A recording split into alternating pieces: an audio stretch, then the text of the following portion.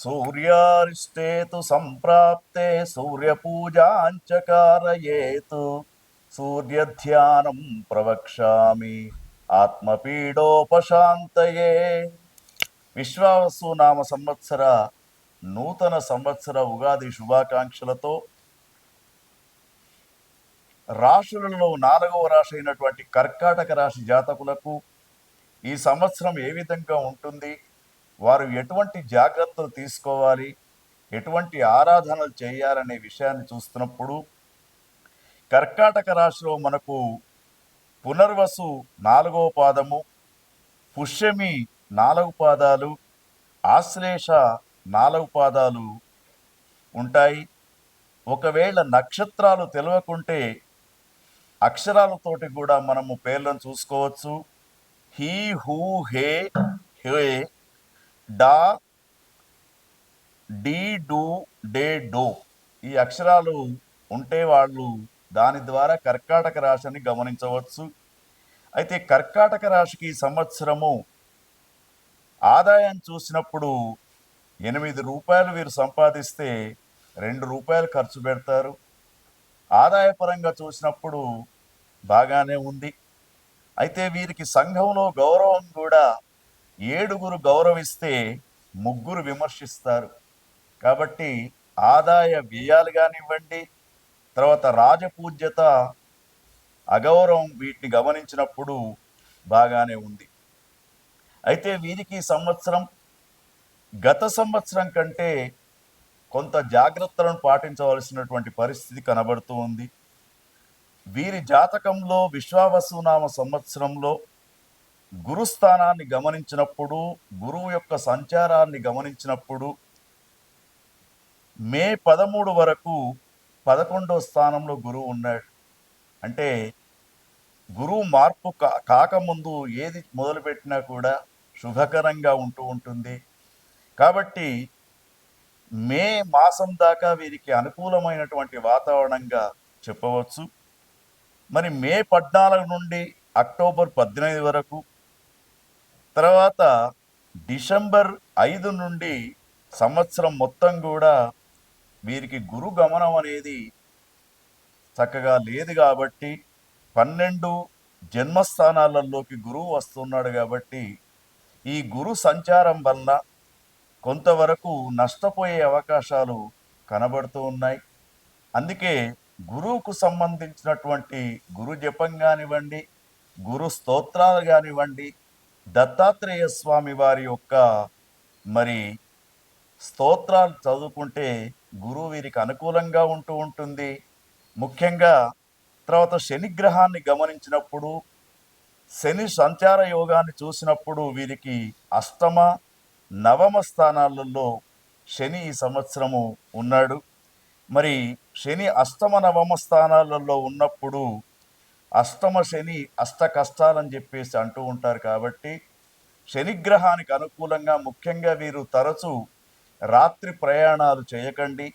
ఆకస్మికమైనటువంటి ప్రమాదాలు, అపమృత్యు దోషాలు కూడా ఏర్పడే అవకాశం ఉంటుంది. వాహన ప్రమాదాలు ఎక్కువ కనబడుతూ ఉన్నాయి. 9వ స్థానము కూడా అనుకూలంగా లేదు. కాబట్టి ముఖ్యంగా రాత్రి సమయాలలో వీళ్ళు దూర ప్రయాణాలు చేయకుండా ఉంటేనే మంచిదని భావిస్తూ ఉన్నాం.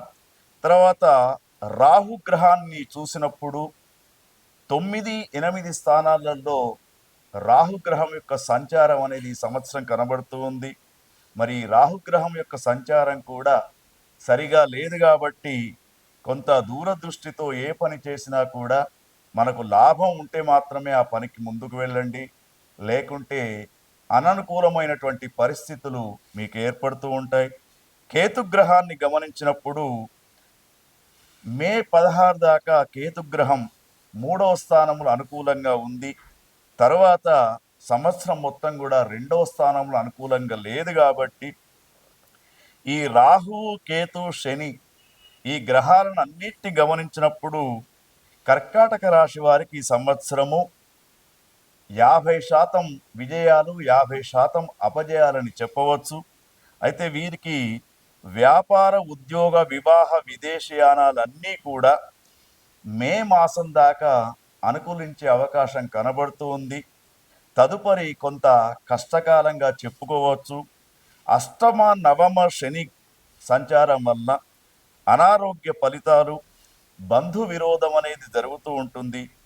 ధన నష్టం అనేది కూడా జరుగుతూ ఉంటుంది. కాబట్టి తర్వాత ముఖ్యంగా మరి కర్కాటక రాశి జాతకంలో చూసినప్పుడు మనము పునర్వసు నక్షత్రంతో కూడుకున్నటువంటి వారికి 4 మాసాలు కఠినంగా ఉంటుంది. పుష్యమి నక్షత్రంలో ఉన్నటువంటి వారికి మొదటి 4 మాసాలు కొంత కఠినంగా ఉంటుంది. ఆశ్లేష నక్షత్రంలో ఉన్నటువంటి వారికి చివరి 4 మాసాలు కష్టకరంగా ఉంటుంది. కాబట్టి మేము ఏదైతే చెప్తూ ఉన్నామో ఆ సమయాలలో కొంత జాగ్రత్తగా ఉంటే మనకు దైవం అనుకూలంగా ఉంటుంది, దైవ సహాయం కూడా మనకు అందించబడుతూ ఉంటుంది. కాబట్టి ముఖ్యంగా ఈ అష్టమ శనిగ్రహంతో ఉన్నటువంటి కర్కాటక రాశి జాతకులు వీలైనంత వరకు శివాభిషేక కార్యక్రమం, మహామృత్యుంజయ జపము, హోమము, సుందరాకాండ పారాయణం చేయించుకుంటూ మరి ఉన్న దాంట్లో తృప్తి పొందాలి. వేరే బిజినెస్లు కానివ్వండి, రియల్ ఎస్టేట్లో పెట్టుబడులు కానివ్వండి, వ్యాపార రంగంలో పెట్టుబడులు కానివ్వండి, ముఖ్యంగా జాయింట్ పెట్టుబడులు ఏవి కూడా పెట్టకుండా ఈ సంవత్సరం మీరు ముందుకు పోతే మీకంతా బాగానే ఉంటుంది. మరి ఆ యొక్క ఆంజనేయ స్వామి వారి యొక్క ఆరాధన చాలా శ్రేష్టం. కాబట్టి ఎత్ర ఎత్ర రఘునాథ కీర్తనం తత్ర తత్ర కృత మస్తకాంజలిం బాష్పవారి పరిపూర్ణలోచనం మారుతీం నమత రాక్షసాంతకం అని చెప్పేసి ప్రతి శనివారం, మంగళవారం ఆంజనేయ స్వామికి చక్కగా పూజ చేయండి. మీకు అన్నిట శుభాలు జరుగుతూ ఉంటాయి.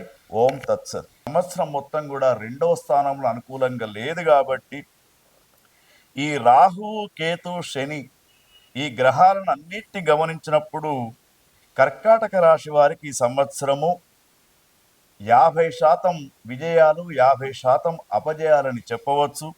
అయితే వీరికి వ్యాపార, ఉద్యోగ, వివాహ, విదేశీయానాలన్నీ కూడా మే మాసం దాకా అనుకూలించే అవకాశం కనబడుతూ ఉంది. తదుపరి కొంత కష్టకాలంగా చెప్పుకోవచ్చు. అష్టమ నవమ శని సంచారం వల్ల అనారోగ్య ఫలితాలు, బంధు విరోధం అనేది జరుగుతూ ఉంటుంది. ధన నష్టం అనేది కూడా జరుగుతూ ఉంటుంది. కాబట్టి తర్వాత ముఖ్యంగా మరి కర్కాటక రాశి జాతకంలో చూసినప్పుడు మనము పునర్వసు నక్షత్రంతో కూడుకున్నటువంటి వారికి 4 మాసాలు కఠినంగా ఉంటుంది. పుష్యమి నక్షత్రంలో ఉన్నటువంటి వారికి మొదటి 4 మాసాలు కొంత కఠినంగా ఉంటుంది. ఆశ్లేష నక్షత్రంలో ఉన్నటువంటి వారికి చివరి 4 మాసాలు కష్టకరంగా ఉంటుంది. కాబట్టి మేము ఏదైతే చెప్తూ ఉన్నామో ఆ సమయాలలో కొంత జాగ్రత్తగా ఉంటే మనకు దైవం అనుకూలంగా ఉంటుంది, దైవ సహాయం కూడా మనకు అందించబడుతూ ఉంటుంది. కాబట్టి ముఖ్యంగా ఈ అష్టమ శనిగ్రహంతో ఉన్నటువంటి కర్కాటక రాశి జాతకులు వీలైనంత వరకు శివాభిషేక కార్యక్రమం, మహామృత్యుంజయ జపము, హోమము, సుందరాకాండ పారాయణం చేయించుకుంటూ మరి ఉన్న దాంట్లో తృప్తి పొందాలి. వేరే బిజినెస్లు కానివ్వండి, రియల్ ఎస్టేట్లో పెట్టుబడులు కానివ్వండి, వ్యాపార రంగంలో పెట్టుబడులు కానివ్వండి, ముఖ్యంగా జాయింట్ పెట్టుబడులు ఏవి కూడా పెట్టకుండా ఈ సంవత్సరం మీరు ముందుకు పోతే మీకంతా బాగానే ఉంటుంది.